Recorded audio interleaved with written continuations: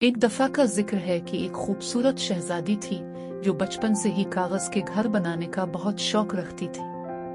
जब भी इसे कोई कागज मिलता वो उसे जमा करती और तरह तरह के घर बनाती।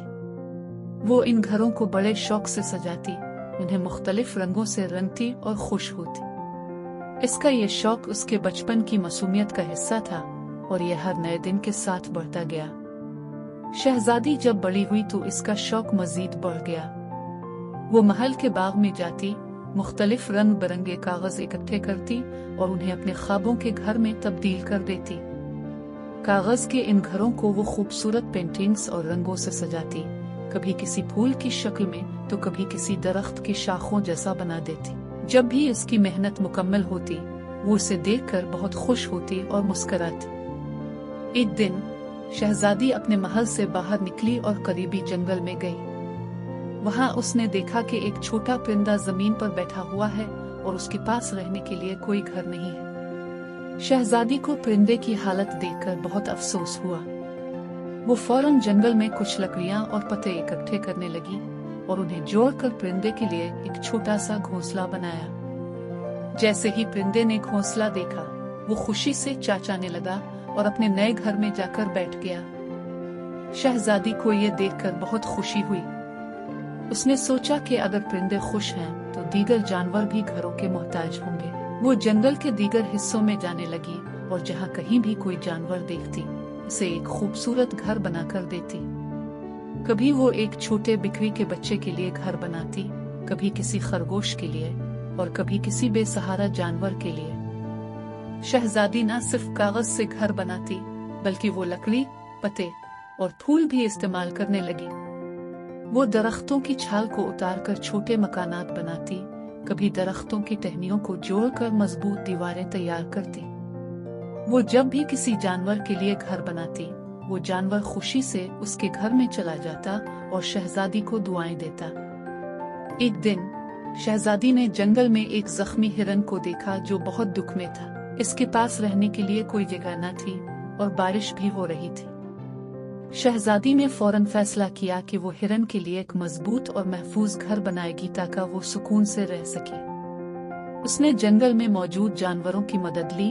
सबने मिलकर लकड़ियों, पत्तों और दरख्तों की छाल से एक बड़ा और खूबसूरत घर बनाया। जैसे ही हिरन इस घर में दाखिल हुआ उसकी आंखों में खुशी के आंसू आ गए। वक्त के साथ साथ शहजादी ने पूरे जंगल में जानवरों के लिए घर बनाने का काम शुरू कर दिया।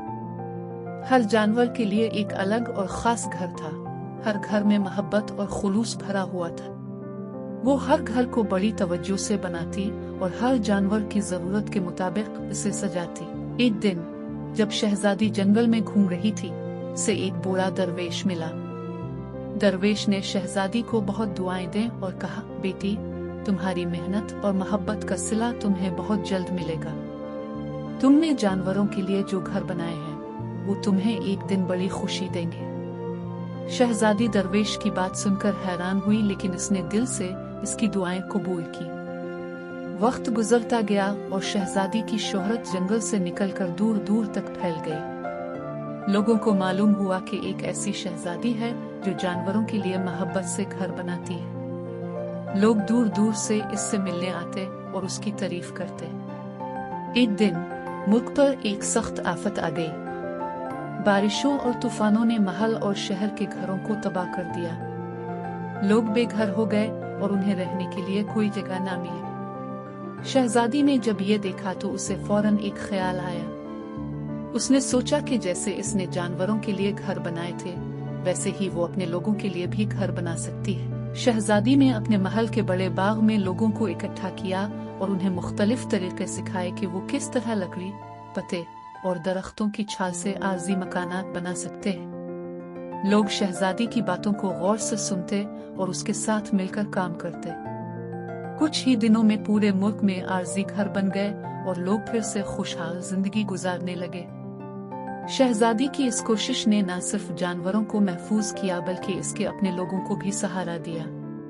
वो दिन दूर नहीं था जब शहजादी का ये कारनामा दूर दौर के ममालिक में मशहूर हो गया और लोग उसे एक अजीम रहनुमा के तौर पर मानने लगे। शहजादी की रहमदिली और बहादुरी से खुश होकर एक बहुत बड़े बादशाह ने अपने बेटे की शादी इस शहजादी से कर दी। अब शहजादी कई रियासतों की मलिका बन गई। शहजादी की मेहनत और मोहब्बत का नतीजा ये निकला कि पूरा मुल्क खुशहाल हो गया।